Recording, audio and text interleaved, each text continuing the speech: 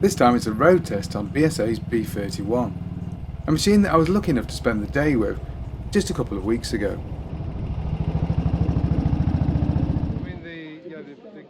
Now, of course, BSA has a long and very proud history of producing single-cylinder motorcycles, but the B33 and its B31 stablemate that you can see here were introduced in 1948, but of course in reality they were updates of pre-war models. However, the 350 variant, the B31, was first offered for sale in 1945 and was BSA's first all-new model post-war. Early models of course had a rigid rear end, but they did have telescopic forks. A version with plunger rear suspension was soon added, but in 1954 the machine finally gained full swinging arm suspension. And the bike that I'm on today was introduced just 2 years later, so it's a 1956 model with full swinging arm suspension. Now, anybody that's seen any of our previous videos will be well aware that we have a BSA A10 650 that we often are seen riding on the channel. And this bike is very similar in general layout to the B31. Has the same clocks and dials, the same shroud around the headlamp, and the positions of the bars and the footrest is pretty much identical. So as soon as we got on the bike we felt very familiar. It also has the same down for up gear change also. And anybody that's familiar with BSAs this period will be aware that this is a very good gearbox, very smooth and easy in actuation. And the suspension units are pretty much identical too, so again the feel is very similar on road. This means a little bit bouncy, this is 1950s suspension after all, and the brakes are typical 1950s, mediocre on a good day.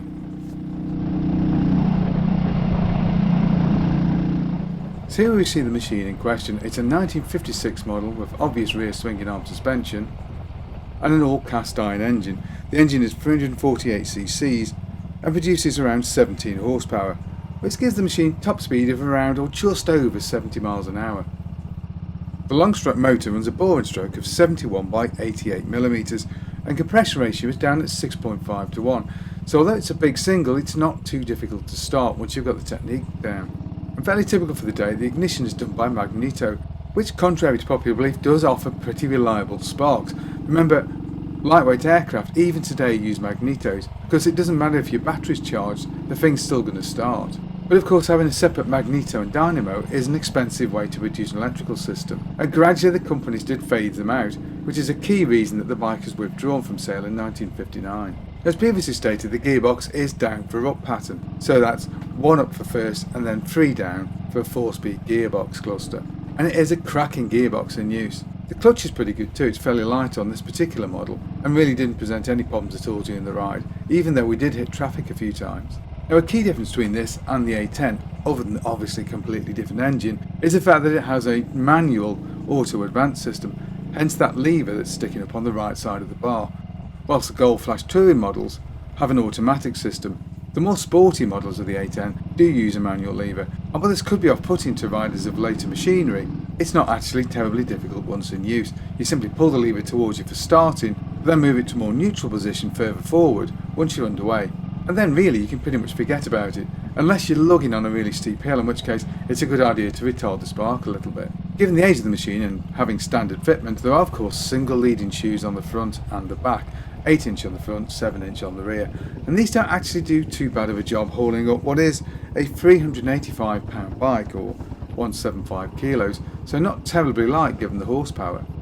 Which of course could lead you to think, well, the thing only makes slightly more horsepower than a modern 125, but weighs an awful lot more, so it must feel very slow. But that's not really true. The great thing about these machines is they of course make abundant torque, so the overall riding experience with these engines is very different from something of today but with similar horsepower. You simply open the throttle if you want to accelerate and close it if you don't. There's no mucking around with the gearbox too much.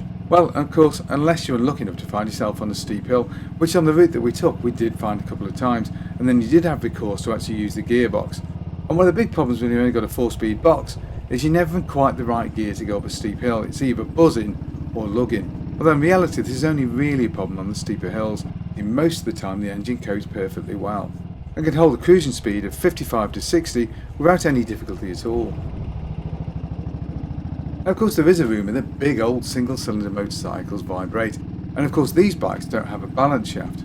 But the fact is these bikes are surprisingly smooth at the modest speeds they're actually designed to run at. So although there is some vibration, it's kind of a very low frequency and is far more pleasant than a lot of Japanese two-strokes that I've ridden over the years, which were really buzzy. But if you're buying a bike like this to pot around on A/B roads, which is of course what the thing's designed for, it'll do very well and you won't really get disturbed by vibration. I rode the bike for several hours during the afternoon and it really didn't become uncomfortable at all. It was absolutely fine. As previously stated, the sitting position is pretty ergonomic on these bikes. In fact, just like my old A10. Although the seat on this particular model is very good indeed, and in fact I found it all day comfortable, didn't get any cramps or anything like that all the way through the ride, so a very enjoyable experience and very comfortable too. And I think another thing that's very noteworthy is that even though we rode the bike all day and I had to ride it pretty hard to keep up with some of those parallel twins, it never leaked any oil and it never missed a beat the whole day, so it was a very reliable little bike. Which is something I think is very much worth pointing out to all those Brit bike haters. Remember, this bike is almost 70 years old and yet performed really nicely and was dead reliable. No other way to put it really. But what about the chassis? Well, of course it's pretty much a standard BSA chassis. The swinging arm suspension is very good and BSA's chassis is a cracker. This bike's been fitted with modern tyres, so I found handled very nicely indeed. Of course it doesn't turn as quickly as a modern bike, but it's very stable through the corners. And on the twisty A and B roads that we found ourselves on today, it was an absolute joy to ride. So, were there any downsides to the bike? Well, not too many really. I think the brakes and suspension are pretty much par for the standards of the time. The only downside was the company that I was actually with on the day, because it was mostly parallel twins with considerably more power, a lot of them having around double the power that I actually had at the back wheel, and some of them quite a bit more. So when Tom, sitting on that Rocket Gold Star just in front of me, decided to crack the throttle open, there wasn't a hell of a lot I could do about it. And this was made worse, of course, on the hillier sections, where I simply couldn't keep up. But that's not to say the bike can't keep up with modern traffic. It's not like we had a queue of cars piled up behind us. We really didn't. It's just that the B31 is definitely not a performance machine. But that doesn't mean it's not great fun to ride, and it doesn't mean you can't ride in a slightly aggressive manner on the right road. So you may be getting the impression by now that I really enjoyed my time on the B31, and you'd be absolutely right. I found this an absolutely delightful little machine to ride, great fun, and in most situations I did find the engine performance to be adequate.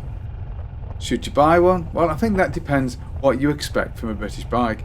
If you're going to ride out a bunch of friends who are all riding RGSs or A10s or Bonnevilles, and they're going to be ripping the things around at over 70, it's probably not the ideal bike for you.